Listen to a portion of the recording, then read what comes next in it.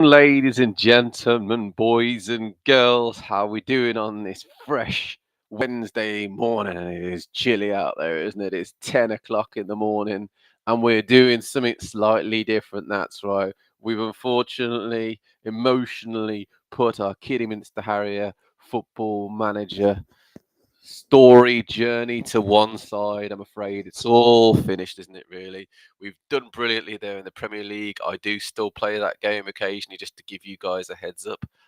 We're doing okay. I think we're 11th, but we're talking fantasy football this morning. And nearly got me words. Fantasy football, FPL, fantasy Premier League football this morning. Yes, we are. We're going to do all things fantasy. And without further ado, we'll give you a quick intro into what's going to happen. Basically, I'm going to do a few live streams of what's happening with the wonderful fantasy, my team, my thoughts. I've been playing fantasy football for God knows how many years. Wow. Got to be over 10, around 10-ish years or so, give or take, maybe a bit less than that. But yeah, quite a long time with friends and just against other people around the world as well in different kind of leagues, etc.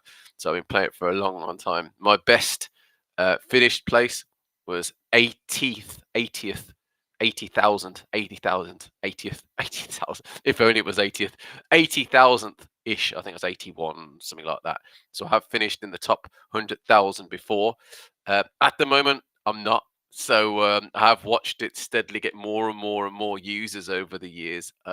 It's gone from a couple of million to quite literally, we're talking 10 million right now that are playing Fantasy Football Manager. I think it probably is, or Fantasy Premier League. So, yes, we are currently right this second. I'm doing okay. So, what I'm going to do, obviously, because it's quite a few weeks in to the actual league itself, I think it's week 12 or something like that now, it is, or game week 12.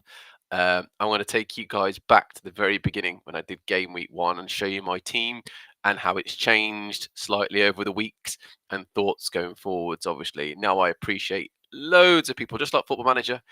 Loads of people are doing fantasy football, things like this, talking about it, but we're doing it differently. Firstly and foremost, as with everything, I'm unedited, I'm scripted. We're going for it live. All that's here is headset, mouse, and laptop, and I'll show you all of the bits that we're going to do. So without further ado, let's get you guys looking at what I see really in that sense, so you can see all of the bits and bobs that I play with. That's right. So let's prep it up, peeps. Let's prep it up. Here you go. For your eyes only. So my team is called AJPFC, as you can see there.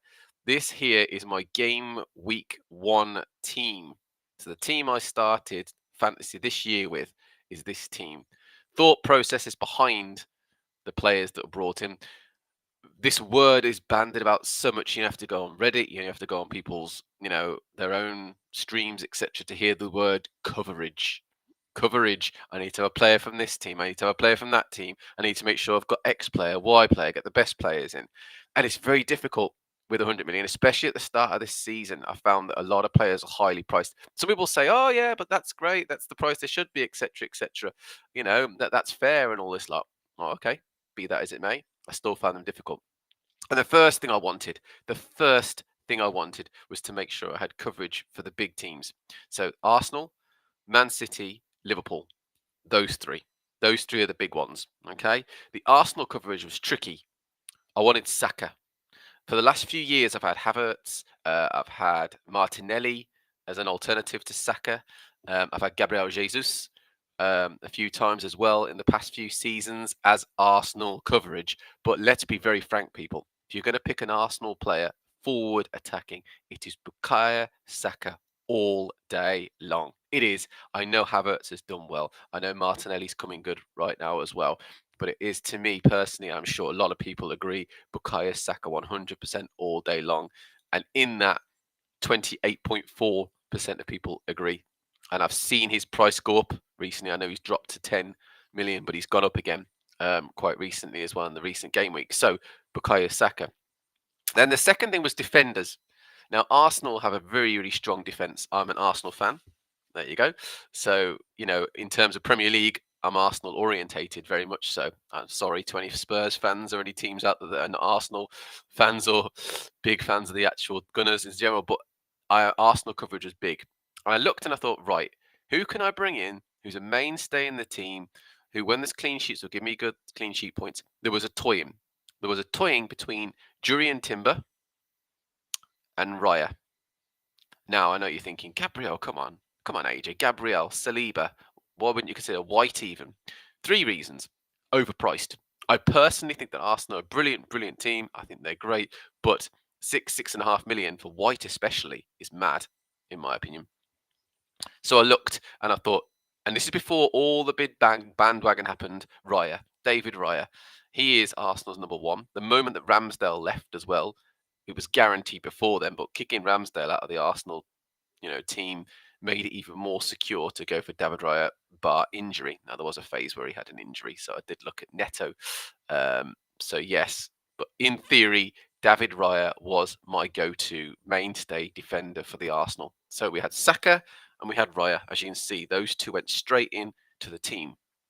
Now, after that, naturally you start thinking to yourself, Liverpool, Man City, we've got to get some that. Liverpool have got a new manager first and foremost. So if we're going to go Liverpool, we need to make sure we get their key man, Mo Salah, naturally. Now, the thing about Mo Salah, his numbers are astronomical. They're brilliant. He's so good. He's so consistent every single season. Getting him in is pretty much a definite thing.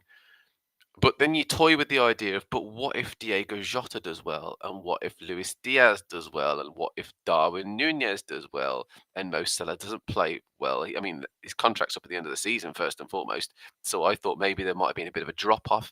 He's not exactly old, but he's not young anymore. So you start to think maybe that he'll be on a bit of a decline. Saudi beckons probably next season for him as well. But nonetheless, my heart went get him anyway.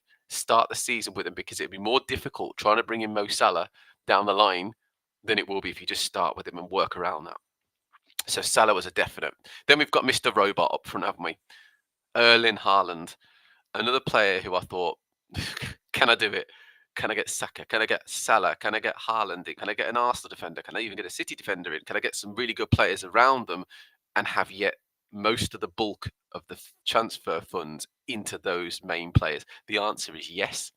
Haaland was almost a definite after last season, the season before, even though he was crazy priced. Fair, some people would say, but 15 million crazy priced at the start of the season. I thought, oh, it's got to be done. Just do it, AJ, and work around it. So already we've got 4 big players in the team. We've got the goalkeeper and Raya. We've got this is sort of the core of the team: Saka, Salah, and Haaland. 4 big players that went straight into my game week 1 team.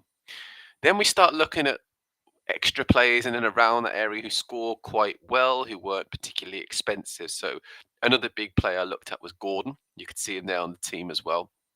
Gordon played really, really well for Newcastle last year. There was a question of, do you go Gordon or do you go Alexander Isak? And I wasn't sure about Isak. He's a brilliant player when he scores and when he does well. Isak's ceiling is massive, but then Gordon was performing on an equal level, and I thought, keep the striker spaces open. Get 2 good strikers and then get Gordon. So we squeezed Gordon in to the team. And then Spurs. Now, Man City and Spurs are 2 teams that I wanted to target at the start of the season in terms of defenders as well. So I went Akanji, just because he was quite a mainstay in the team last season. And in centre half, central defence, he looked like he was probably going to get that sort of berth, and he did for that game as well, for the first game week. And then Van der Ven, naturally, I was looking at the start of the season, a Spurs coverage just in case they would perform well under Ange. So I was intrigued to see how they would do. So that was a nice, straightforward one. Martinez was because he was the cheapest way, apart from Mazraoui, who ended up becoming a really good player. I say good player, went for a phase of a purple patch, didn't he? But then I thought, right, okay, it's either Martinez or Mazraoui. And I went Martinez for Man United as well to get Man U coverage. Again, that word, coverage. And then Bailey. Bailey was my Villa coverage. I couldn't afford Watkins if I wanted all of these big time players and big players in the team. So I went with Leon Bailey, who I think, again, is very streaky. You'll see that's changed over the sort of game weeks. But I brought him in thinking I'd just take a bit of a punt. It was my punt. My first week punt was Leon Bailey. And then what happened, just before, a little bit before the first game week deadline, you will see up front, Dominic Solanke joined Spurs, didn't he, from Bournemouth. And I thought, you know what? I want Spurs player, but Son is too expensive. Kulusevski was a bit, he probably won't do much, really. He's been quite good recently, actually, Kulusevski. But I didn't really think I want that. And I thought striker, centre forward, who can I bring in who will do a job, who will score consistently? He was really good for Bournemouth, don't forget, against the good teams and the sort of mediocre teams in the league. Solanke was doing really, really well the season prior to that. And then Spurs went and signed him. I thought, you've got to do it for the price. So I did. I brought him in. And then you see the rest of the players. So I was sort of banking on Barco playing, or Winks playing, or even Cannon playing, or Fabianski. So this is a very cheap bench. You know, we're talking 4.5 for Cannon. Winks was 4.5, wasn't he? Barco was 4. Howard Bellis was 4 as well when I signed him, and Fabianski was 4 as well. So basically, I had a bunch of players that I thought would play. Now, I was led a little bit with Barco and Howard Bellis by forums like Reddit, etc. Said the Barco could be a steal. Howard Bellis, I always expected to play for Southampton because of his transfer fee and how much it cost to get him from Man City. So really, they were more like a punt, and it was more just to have extra players available. You could argue I should have had Winks rather than Howard Bellis start, but I think that was an auto transfer in the end. So basically, my bench was, I don't really care. These players aren't really important. And my first team was that. And as a result of that, obviously, here are the scores from the first week. You guys, I'm sure, are very familiar with what happened. If you watch the Premier League quite frequently, you'll see that was the outcome, really, to all the games. And we scored well. We scored very well. 77 on game week 1. So we got 77 points, 57. Highest was 127. So we did really well. The game week ranking, 522,000. So out of 10 million, that's not too bad, really, is it, for a first week ranking? So I did quite well. Salah was the captain naturally that week. It was between him and Haaland, and I just thought Salah, Ipswich Town, newly promoted side, they'll be bouncing, but Salah will be desperate to start well. And then Haaland did technically score, but he and even now he's not, okay, he did well yesterday in their game against Final, but technically Man City were terrible. They conceded 3, didn't they? So that was in the Champions League. So Haaland is scoring, but he's not doing it in the Premier League right now. So 77 points game week 1. That's my team colours, by the way. Very Ukrainian. I don't know why I did that, actually. I think I just like yellow. I like yellow and blue regardless of the support Ukraine. So I went, yellow and blue. And there you go. So you can see team week 1. My thought process is very simple. Coverage, and it remains that way right this second. All right. Let us move on to game week 2. So we'll have a look at the game weeks as we go along here. Here we go. So game week 2, that is the team. Okay. Now you'll see changes were made. I only had one transfer really at this particular point. So Raya stayed in goal. He did quite well. Again, that game week was Arsenal versus Villa, where we beat them 2-0. Then I had to worry a little bit this week because I was starting to think Barco, and Cannon, I think, left, and Winks had a knock that week as well. And I was thinking, oh God, what's going to happen here? We're going to have players that don't even come off the bench to automatic substitute and give me any kind of points. So we got away with it, but it's also the second week Howard Bellis started. 4 million defender. It's supposed to really be a backup for a lot of players right this second. So and sort of fantasy players. So when Raya did well, he got 10. The defence didn't do too great, bar Van de Ven, who had a really, really good game, beating Everton. And he's got an assist on that one. Gordon had a really good game and gave me that hope that, okay, Gordon could carry on. Salah played well. Now, Salah that week played Brentford, and Man City had Ipswich, and I just thought Brentford were a stronger sort of team than Ipswich, so therefore Salah's captaincy, as you can see, moved over to Haaland for game week 2. He did do well nonetheless. He got a goal, a couple of bonus points. Bailey stayed in the team because I had more fires to put out. Solanke was the big one. Saka, again, as always, performing well. Haaland absolutely destroyed Ipswich with 3 goals, 3 bonus points. Yep, that was justified getting him as the captain. And then I made a change because Muniz performed well. And he started, and I thought, okay, I remember him from last season. He did quite well, so I thought, let's bring him in for Solanke. Solanke, though they won, still didn't score.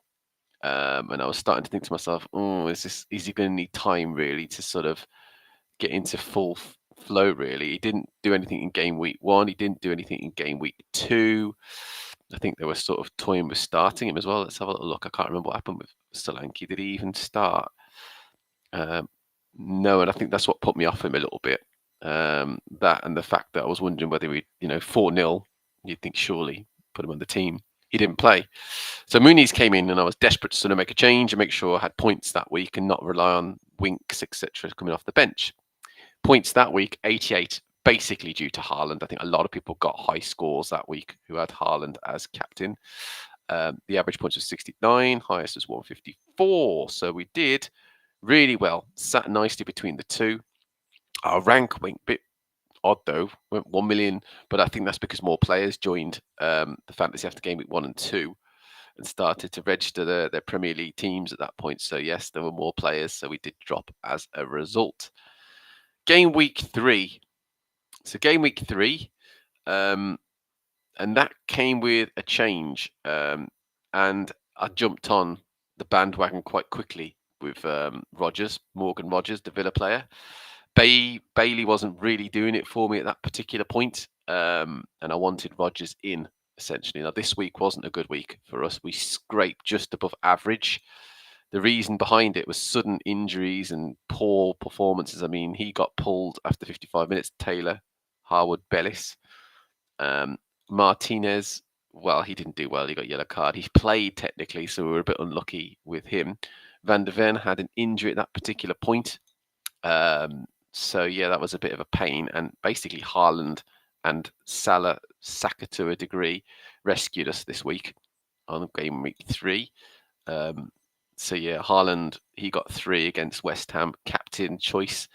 I thought the Liverpool versus Man U fixture was a bit tricky, so I didn't put Salah down as the captain. Didn't expect Salah to get 17 points neither, but he did. I know Salah does really, really well against Man United, actually. He likes playing against them. But it was basically a question really of sort of Haaland and stick with him. He'd scored a hat-trick the week before, so it was that sort of tunnel vision, keep him in. Saka did quite well as well. As you can see, Saka did well. He got an assist. So yes, he played okay, but Raya conceded and the rest of the players got 2s and 1s. So it wasn't the greatest week. However, we still beat the average points by a couple, and I do look at that as a sort of benchmark. The knock-on effect, I look at our game week rank, went mental. Absolutely crazy. Game week 4 then kicked in.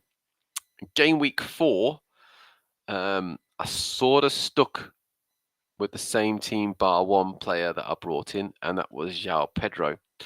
I looked at João Pedro for the weeks prior to that point, and he'd done all right. He'd already scored against Man U, and I thought, you know what, jump on the bandwagon before his price goes up, really. So get on João Pedro. He didn't play though against Ipswich, and I think that was the start. Was that the start of his injury at that particular point?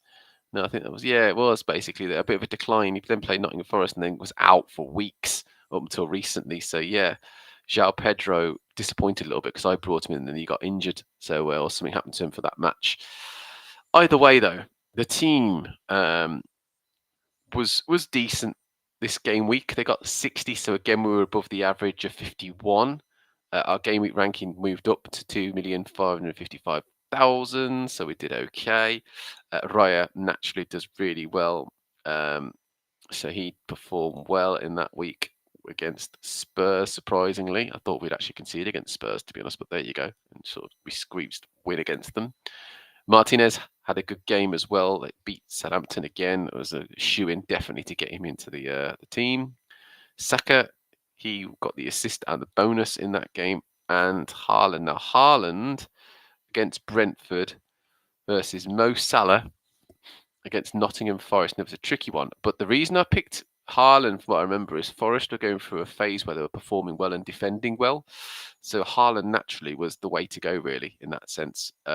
Plus, he scored 3s and 3s, so he was on fire in terms of form. So to not captain him would have meant losing major ranking. The rest of the team weren't great, really, let's be honest. Ones and twos and twos and twos and twos, and Van de Ven didn't do well. Akanji didn't do well for Manchester City. Bench wasn't great. Harwood Bellis was the only player who was playing, and even he only had 9 minutes, so not great. But we got a bye. Van de Ven played a full match, but got a yellow. So we had a full starting 11 bar Winks and Pedro. So Winks would have been the automatic substitution for this one because João Pedro would have been ruled out. Game week 5 then came along, and we didn't do so well. We dropped below the average. We got 55 out of 58. Therefore, our game week rank got absolutely destroyed, over to 6 million. So we really, really didn't do well this week. I did change captain choice for the game week. That's basically Bournemouth or Man City versus Arsenal. And I didn't expect Haaland to do that great, to be honest with you. So I thought, okay, Mo Salah, pick the slightly weaker team there at home, as you can see here, against Bournemouth. So I opted for those guys. So Raya in goal was I've said it before. We talk about coverage. Raya is literally going to be in my goal for my team every week, unless there's a major injury or something critical happens. Because quite frankly, I see him as a mainstay all day long. Saves, he's in a solid team, clean sheets, bonuses. So yeah, I know he's not going to get a powering header like Gabriel and Saliba. I know he might not get an assist like Timber, or whoever plays on the other side. It varies with Calafiori or someone like that, or I would say Zinchenko, but it's not going to be Zinchenko or White if he moves across. So yeah, Raya, solid team, solid defence in front of Arsenal, in front of him in the Arsenal defence. So mainstay in goal. Martinez carried on in the team, clearly did well apart from his yellow card against Crystal Palace.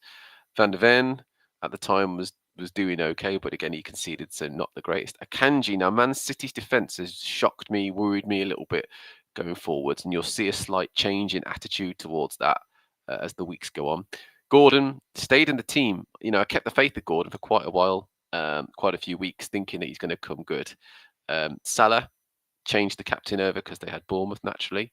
Rodgers, now this is the first week that Rodgers performed, and he performed against Wolves. It was a goal basically that sort of made me go, okay, Rodgers, you're clearly a good choice versus Bailey, who I had in the team prior to that, so he was a good shout. Saka naturally mainstay, assist but came off on the 45th minute. João Pedro played a couple of minutes and I was hoping for more really. See, I brought Solanke back because Muniz wasn't doing it for me, quite frankly. And also I think Solanke started to be inkling that you were going to start playing, and he did. So I brought him in and he paid me back with a goal against Brentford and then scored again the following week. Haaland was backup or vice captain, and suddenly the sort of substitutes opened up in terms of options. Barco left at that particular point. I think it was to Sevilla. Yeah, it went to Sevilla. So Harwood Bellis and Wood were both starting more games at that point. Then we knew Winks was going to anyway, but Harwood Bellis started getting 90 minutes again, so I was feeling a bit more happy about that. So decent team, but still we fell behind in terms of average points by 3. So our ranking wasn't the greatest at that point. Game week 6 came along. And I was clever. All right. And I made some big changes this week, or this week itself in general. I started chopping and changing. This week I played the wild card. Okay, now I know what you're thinking. The average point 53, 50 versus 53, which is what we ended up getting. But I was thinking short, long term, and price changes and all those kind of things, and how I could get X, Y, and Z in with that price. So the big changes came in the form of Colwill. I brought in Colwill. He was doing well at the time. He was also a definite player in the Chelsea team, so I brought him in naturally. Konate was a huge one. A lot of people watched Konate and thought, okay, you only have to look at this now to see that he's clearly first choice centre half, performed well. My only issue with Konate is injuries. Everyone said it. I agree entirely. Then I thought, look, I'm fed up of Akanji and I'm fed up with Man City, but I can't be without a player from their team. Rico Lewis. I think a lot of people had Rico Lewis in for a while. He hasn't done as well recently, but if you're going to get a Man City player in who's, fairly consistent-ish, gets kicked out on the occasional game, but pulled in a few games. But in general, if you're going to bring in a player, Rico Lewis, attacking potential, young, enthusiastic. That's why I brought him in. So he was brought in for a Kanji. Then I started losing faith at that point in Gordon. He hadn't done anything in weeks. So I leaped on a bandwagon called Harvey Barnes. You guys might be familiar with. Hasn't been playing as such recently, but I jumped on him because of his performances. He got an assist, goal, and he did actually do okay for me in the end. Not in that particular week though. Then, and I'm going to be very, very arrogant about this one. I am. Brennan Johnson. I know a lot of you are about to say, yeah, Brennan Johnson. I jumped on the bandwagon early. I did. A lot earlier than a lot of people, really. Manchester United. I got him in before that game. Now, before that point, he'd done okay. He got a goal against Brentford in game week 5. And made me go, okay, and he already had an assist 45 minutes. But I was looking at the pattern of in terms of time played, and then I was looking at his stats and thinking, okay, there's something with Brennan Johnson. You know, he's playing a lot on the right. He's coming inside. I watched the Brentford game actually, and I watched him coasting from that sort of channel into sort of the forward position, sort of an inside forward almost. He was playing, and I thought, okay, I'll go with it because we got rid of Solanke at that particular point, and I thought I want Tottenham Spurs coverage, so I brought in Johnson, and it paid off big time because he just went purple patch heaven, didn't he? At that point, then, so he scored again, didn't do anything but scored. So the guy was just absolutely electric. That game in particular against Manchester United, I remember watching bits of that in patches, and it was really, really good. The yellow card, if he hadn't have got that, you're talking 3 bonus points, man of the match without a shadow of a doubt. And he plays 75 minutes. Since that point, though, Brennan Johnson, all right, he scored again. So yeah, he's done well again. I think possibly a mainstay in the team. Another change that I made was Solanke left. I kicked out Solanke. Johnson was brought in for coverage, and I thought Chelsea do really, really well forward wise. Cole Palmer was the man. Everyone fell over themselves to get Cole Palmer. He was absolutely sensational. Hasn't been too great of late, and that's benefited me a little bit because I brought in the opposite player. I brought in Nicholas Jackson. Again, really, really, really popular on Fantasy Premier League. With 19, I say really popular, 20% roughly speaking, teams own him basically. His price has sort of fluctuated a little bit, but he's hit 8 million, and I brought him in. I brought him into the games, and I thought, you know what? I want Chelsea coverage. I can't afford Cole Palmer.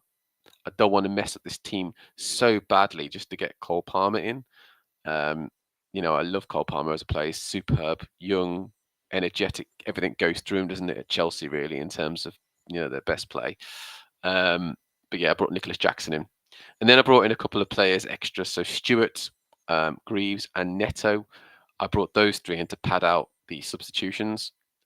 Greaves at the time was playing for Ipswich, albeit wasn't doing great. 1s and 2 points. He wasn't getting high scores. Stewart at the time was playing for Southampton. You know, he was coming off the bench. He was getting minutes. You know, not many, but he was getting something. And I was thinking, 4.5 million cheap 1-pointer every week. That's what you want from your bench player, really. You know, your key really is not, you don't plan to play them. You just plan to have them available. So there you go. That's game week that was game week 6. So fast forward a little bit now. We've gone past that point, and let's fast forward all the way to game week 10, where we had an abysmal week. This game week itself was one of the lowest I've had, 35 out of 39. It wasn't good. No one did well bar Mo Salah, who I didn't captain. I actually stuck with Haaland for that week. It did nothing. Johnson and Salah were the standout players. I'm just seeing if we've got a week where we've got a really good high score. Again, you can see the scores here. We went higher on average on 7, slightly higher on average on game week 8, slightly higher on average on game week 9, not good at 10. Then we hit 11. The team's changed at this point now. The team has changed into the team that I use now pretty much all the time. This right here that you see is the current team. I'll show you in a second so you can see where we're at. But Raya, Kanate, Colwell, Lewis, Saka, Salah, Jorginho, Rutter, who was doing really well when I brought him in. He went through that phase here where he was doing really well and scored and assisted, etc. Johnson stayed in the team. Risa I wanted Brentford coverage. He had just come back from his injury, if you remember, and I thought, go on then, get him in for Ipswich, and yeah, did he pay me back against Bournemouth, against Ipswich? He was brilliant against them. So Wieser came into the team. Rodgers was actually benched that game week for Jorginho and Rutter, but it's been difficult picking between the two. Fabianski, ironically, has now started to become the first team goalkeeper for West Ham, hasn't he? And I also brought in Van den Berg, who was only 4 million, and he was not doing great, but he was at least a starter. So I needed a starting backup player. So as you can see, that was the team. Fast forward now to game week 12, which is where we are this second, or what we've just done actually, tell a lie. Game week 12, 74 points, the average being 49. So really good game week this week, or the week just gone. Raya did well, Kanate didn't, and Lewis didn't. Saka did really well, Salah did really well. Jorginho got an assist. Johnson got his goal. Nicholas Jackson was really good. And you look at the bench and you think, AJ, why didn't you play Van den Berg? The one week in which he actually gets more than 2 and 1 is the week that I don't play him. But there you go. Sod's law, isn't it, really? So that is the current team. And if I go to this second, this is where I'm at now. I am questioning whether Lewis starts. I'm toying with him versus Van den Berg this week. I have 3 transfers to make. I've saved them. And I'll tell you what I'm thinking before we finish this first part video.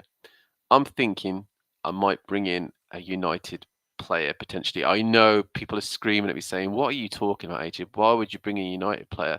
The answer is their fixtures look okay. They've got Everton next. Then they've got Arsenal, which is a bit of a, but then they go off and play Forest at home. Then they've got City. So, it's a bit start, stop, start, stop. It's either going to be them or it's going to be Everton. And I'm toying with both, really.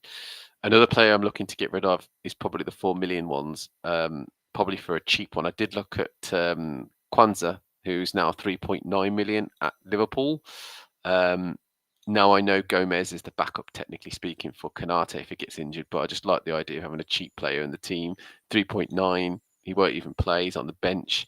So Kwanzaa is definitely someone I'm looking at as a backup, or Burgess. But I know Burgess from Ipswich, who's also 3.9, he will be out the team straight away at the moment. Greaves and the rest of the team come back. So, and the players come back from injury. And it's basically because that's all I can afford. I've got 0.3 budget.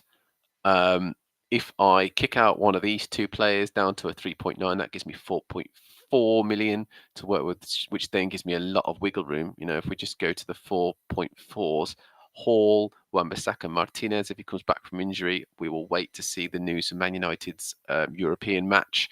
They've got Bodo Glimt, I think they have. If Martinez is in and around the team, I'll look to maybe bring him in. Newcastle, now they've been doing well until recently. They didn't do too good in the past few games. So, yeah, it's making me question them. Hall, everyone fell over Hall, didn't they? Oh, got to get Hall in, got to get Hall. He's not done too well recently. Mikalenko did quite well, and he's one player that I'm looking at. A couple of clean sheets recently as well. So he's definitely an option. And then there's Nottingham Forest, who up until recently have been fairly decent, on and off in terms of clean sheets, but they have them, So lots to think about, really, guys. I do use Reddit quite a bit in terms of just looking at people's, options and advice. I like to look at the increase and decrease of players. Cunha's gone up now. These are the players that have gone down, so none of my players are affected. Jackson's gone up, so obviously he is, which is good. He's in the team anyway. So I do like to look at stuff like that just to see what's happened. On top of that, I also use the price predictor as well to see. So, for example, I was talking about Martinez a minute ago. I'll have a little look and make sure he's not borderline dropping. Another player I'm looking at who's coming back from injury is Lenny Yoro. Again, another Man United player as well. Then we look at Burgess, for example, make sure he's not going to, he might go up soon, potentially.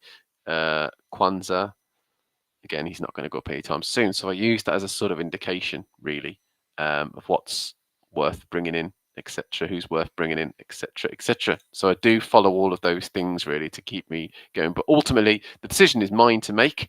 This has been part 1 of FPL talk. I am on YouTube. I'm on the socials, basically. I'm on all of them. If you guys want to follow, like, and subscribe, if you would, that'll be awesome. I'm on Facebook, AJP85-channel. I'm on X, AJ1985P. I'm on Twitch, which is one of the live streams, A_J_P_8_8_5. Otherwise, check out this video, which I will stick on YouTube, AJ Hardy 85. I will see you guys round about 2 o'clock, where we start to talk a little bit more about our football fantasy Premier League setup, really. Thank you so much, boys and girls, dudes and dudettes, for tuning in this morning. I'll see you guys around about 2 o'clock, maybe 2:30, probably 2, more than likely. I'll drop out the details. I'll see you guys then. But otherwise, if you've got any comments, you got any DM, send them over to me. I'll have a chat to you guys. More than happy to talk anything FPL, Fantasy Premier League, and we'll see where we go. Compare teams. Let me know if you think I'm doing the right thing with targeting Manchester United, targeting Everton defenders is the future, really. Let me know what you think of the current team and how you think we'll get on. But otherwise,